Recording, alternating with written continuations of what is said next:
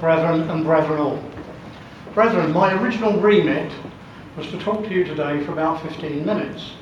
And I saw your Provincial Grand Master yesterday evening, and he said to me, of course, you are talking to us for 10 minutes tomorrow, aren't you? And I said, well, it was to be 15. No, he said, you didn't hear what I said. It was for 10 minutes.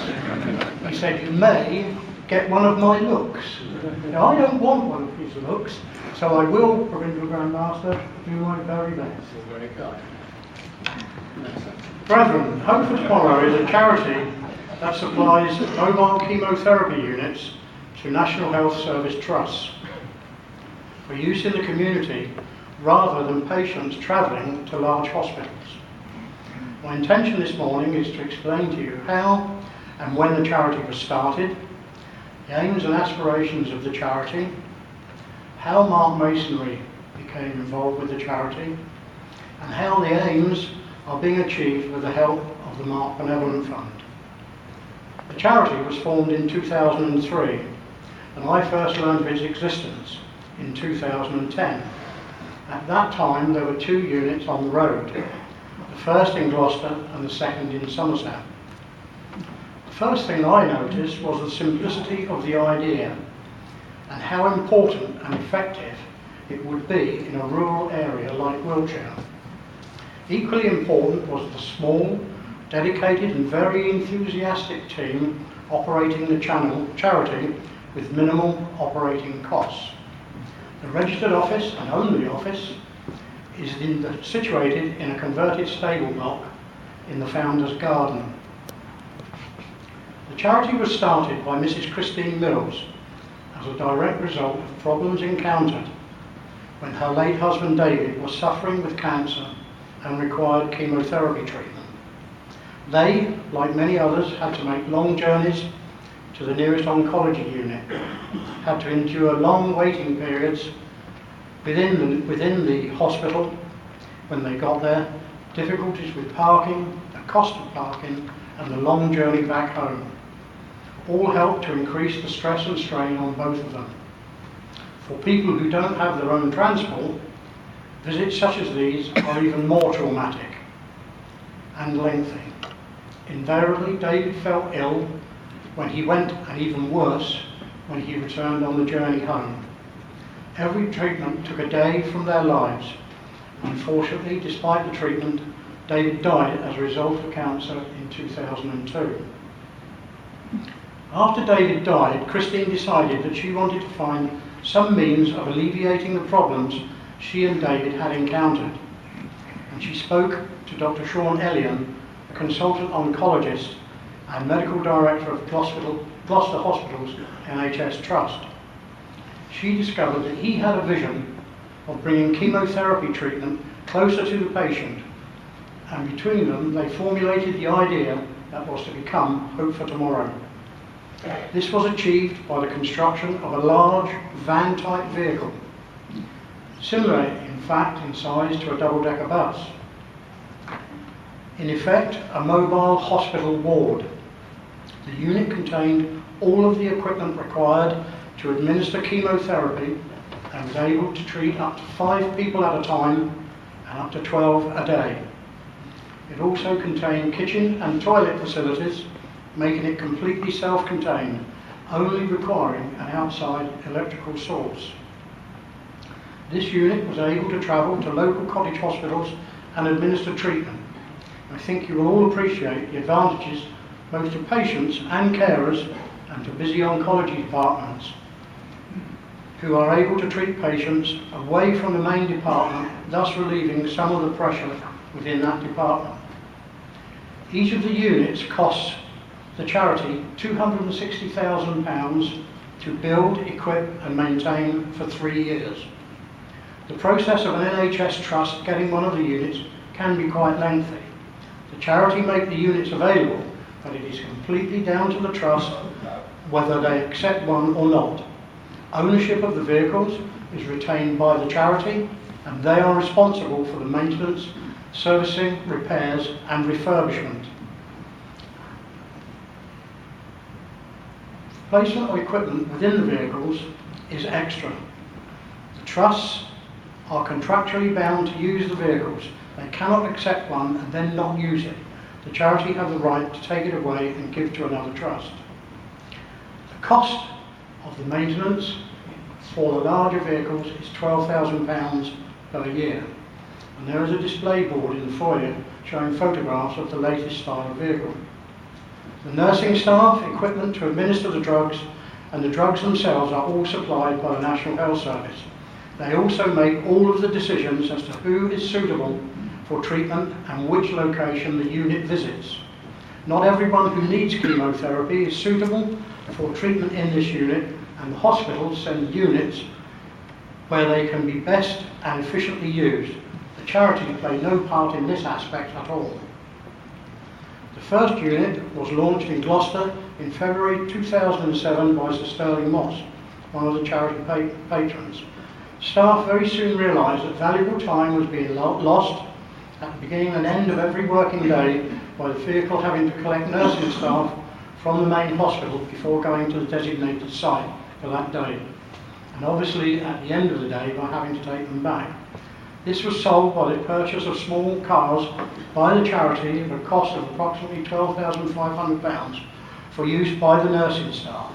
Each of the vehicles travel independently direct to the site for the day, which means that the large main vehicle is set up and ready for operation by the time the nurses arrive. The second unit was for Somerset. It was launched in December 2010 and has been operational since January 2011. The third unit was for Wiltshire and was at an advanced stage when I first became aware of the charity in 2010.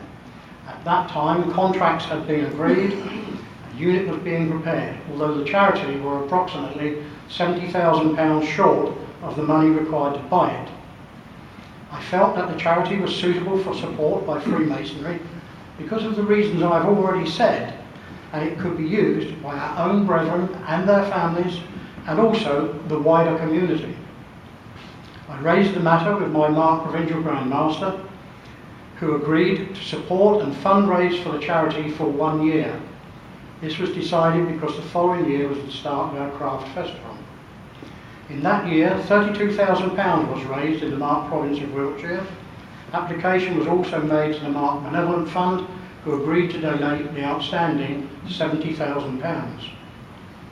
The first Wiltshire unit was launched in May 2012. Whilst this was happening, I brought the charity to the attention of the Mark Provincial Grand Master of Hampshire, Right Worshipful Brother John Priseman, who also agreed to support it.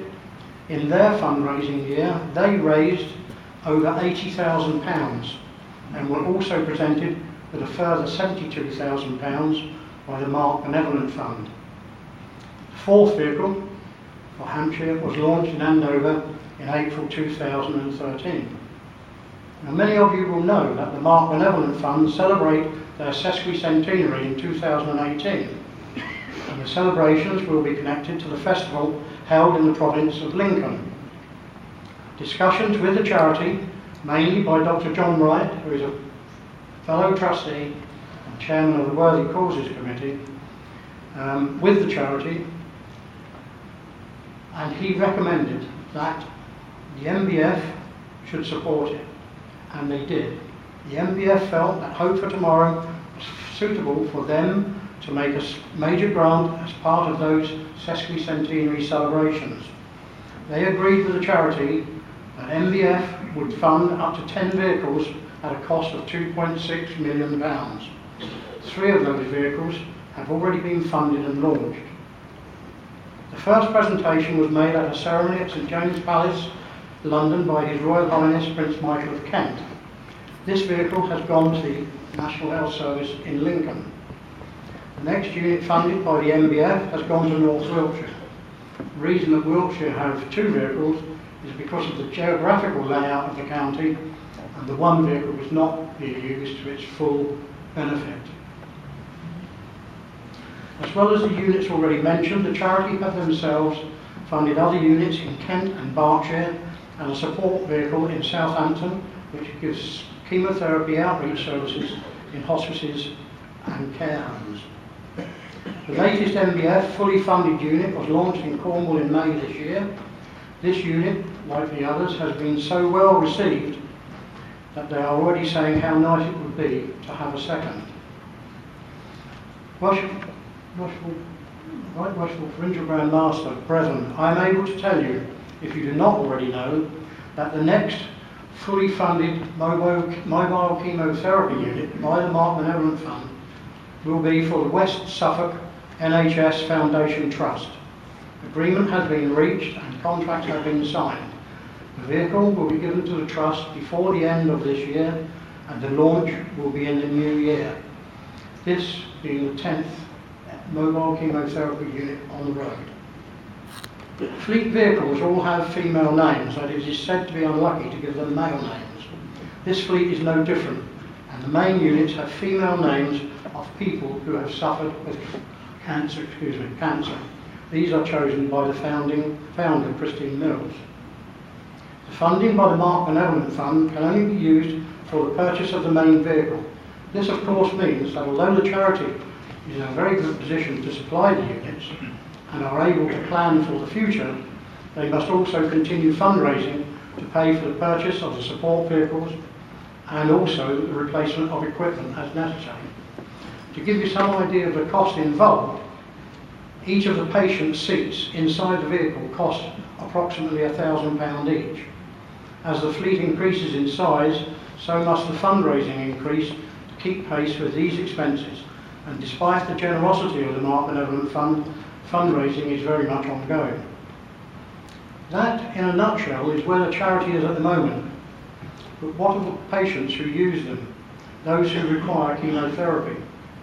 There is now a lot of information on record from the patients who, without doubt, find that treatment in the units is far better than visiting a busy oncology unit in a hospital. We have already mentioned the travel and other aspects of the journey, but there are other advantages. Invariably, it is the same people each week at the same times. New friendships are formed. Patients are able to discuss things with others who are in a similar situation, which forms a feeling of camaraderie. They talk of a coffee morning atmosphere.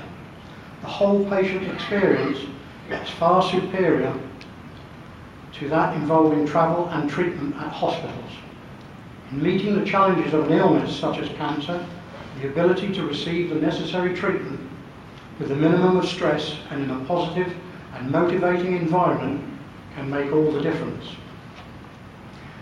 There is much more that I could talk about, but I would just like to finish by saying that many of us in this room, I've no doubt, have been touched in some way by cancer. This charity does not offer a cure. However, it does offer help to sufferers and their carers at a very difficult time to alleviate the problems encountered when receiving treatment. The units are available to use today. Like many other charities, Hope for Tomorrow does not receive any government funding and must rely on charitable donations, however large or small. Right Worshipful Provincial Grand Master, brethren, I commend the charity for your consideration for support, and also the Mark Benevolent Fund to support, so that they can continue supporting Hope for Tomorrow and all the other charities, our brethren and families that they support on a weekly basis. Brethren, thank you for listening, and I hope you found it interesting.